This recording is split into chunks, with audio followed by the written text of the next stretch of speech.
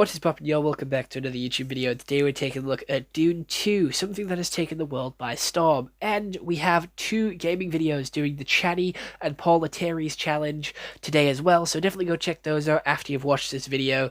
We have done a lot of stuff about Dune today. It is a pretty big day for Dune. So stay tuned for all that I have to offer on Dune. But without further ado, let's actually get into the review of Dune 2 and take a look at what Google has to say first. So, Dune 2. It is a continuation from Dune 1, but you don't have to watch Dune 1 in order to understand Dune 2.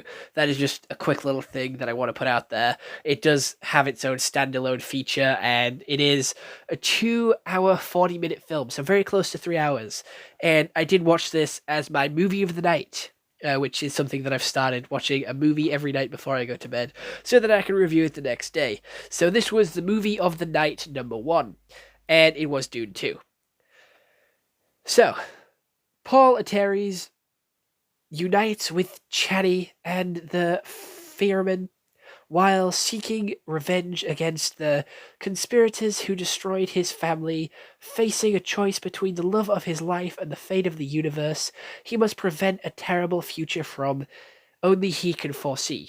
Right, so, again, I'm going to be completely honest here. I struggled to keep up with the story. I will give it that. So I'm going to run through what I remember of this 2.5-hour movie.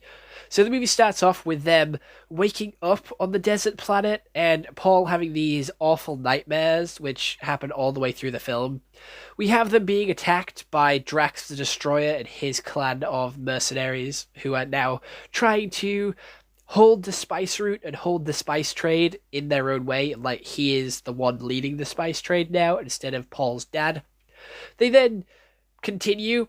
Paul basically gets accepted. His mum drinks this juice and then becomes like this god, and she's pregnant now, and the baby also gets this juice and is like telepathically speaking to Paul and the mother, basically giving them plot points. The spice is also having a strange effect on them, making their eyes glow blue and giving him visions of the future, which is basically Channy dying, a load of death across the land, and all this happens if he goes south. So he tries his best to avoid going south and learns to ride worms, attacks these like spice collectors, and takes back his kingdom.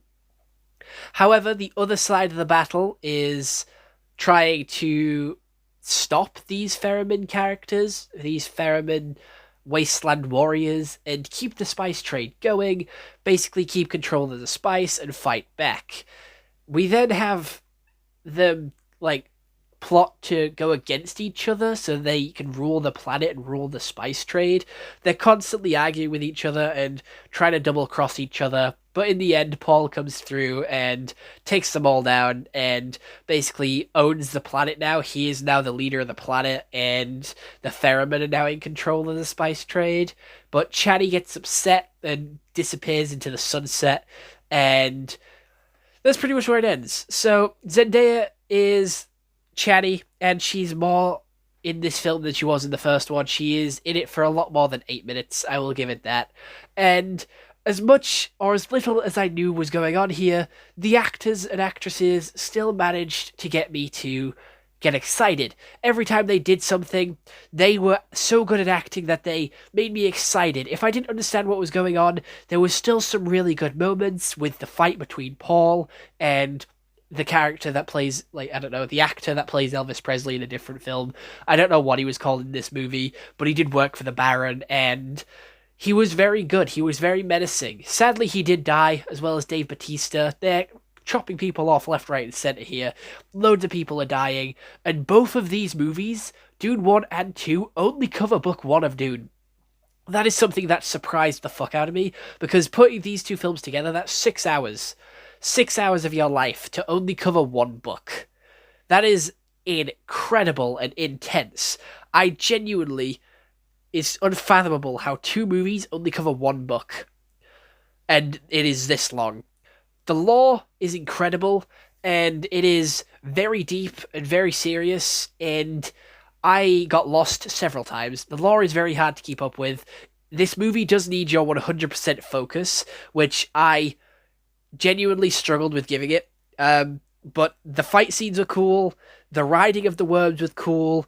Paul learning to like ride the worms was also interesting, and like him slowly being accepted by the Sand People, and watching his rage slowly come as he's learning more and more about these futures that the spice is showing him, and how more and more he's realizing he cannot go against it. So he just learns to accept it and try to shift fate, which he genuinely can't do.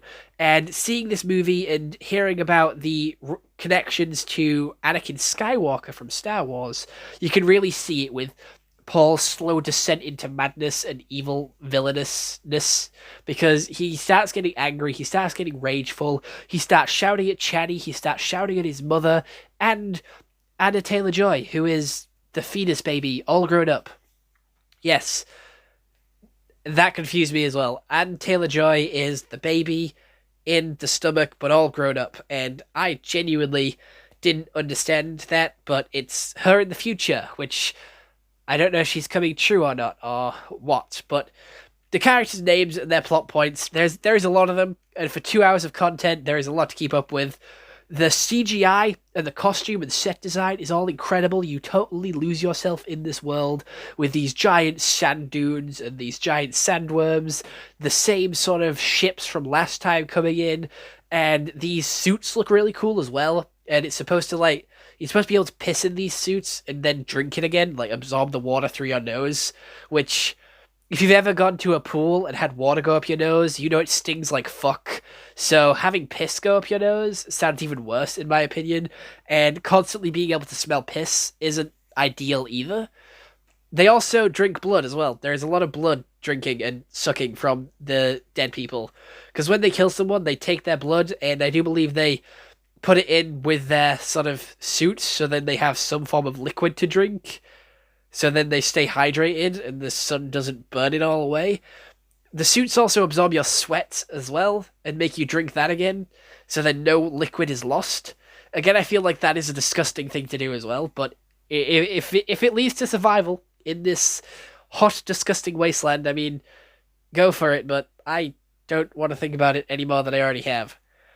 The actors and actresses are like top tier Hollywood actors. We have the likes of Dave Bautista, Timothy Chalamet. We also have Zendaya as well, Josh Brolin, the guy that plays Elvis, Florence Pugh. A load of Marvel characters are here, and it genuinely is just like a massive cast of characters.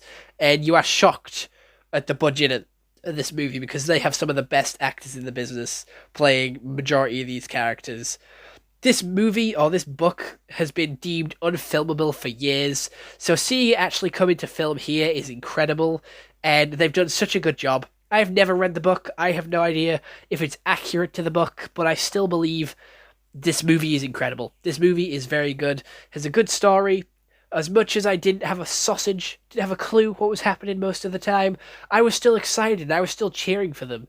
I still had faith that they could do whatever it is they were doing. They were going into battle, and I was cheering them on. I was throwing my hands in the air. I actually did throw my hands in the air at one point when Paul actually won the fight.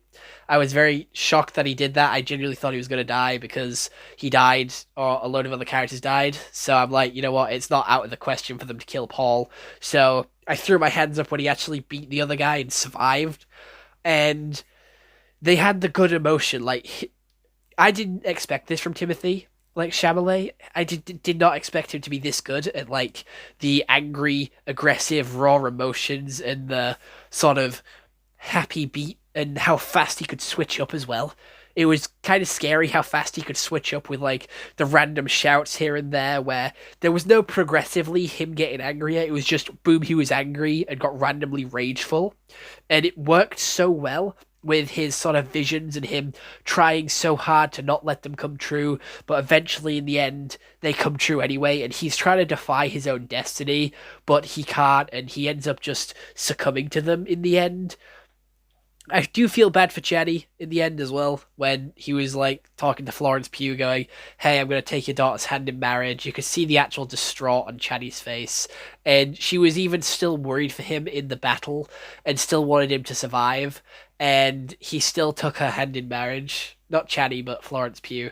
And it's a lot. This world is massive, and these characters are so sort of impactful. They have a lot of depth to them, and there's not a lot that I can cover. Like, I'm barely scratching the surface in this 12-minute video that I'm making on Dune, so I'm gonna leave it here. And I do recommend you go watch this movie. I am gonna give it a 7 out of 10, because I watched it once. I'm quite happy with that. I'm probably never gonna watch it again unless someone watches it with me, because it was a long one, and I don't really want to sit through that again. And as much as it was good, there was a couple of cool scenes. I'll probably just see the clips on TikTok over and over again until I'm sick of them. But other than that, that's Dune 2. Let me know what you think about Dune 2 if you have seen it in the comments below. And if you want me to review any other anime, TV show, game, please do let me know in the comments below, and I'll get on that as fast as possible, because there is a lot of stuff that I do need to cover and a lot of stuff that I can talk about. And if you do like my film reviews, I have a lot more on the channel, which you can go check out. It is very vast and full of channel and film reviews, so you can see what else I've done.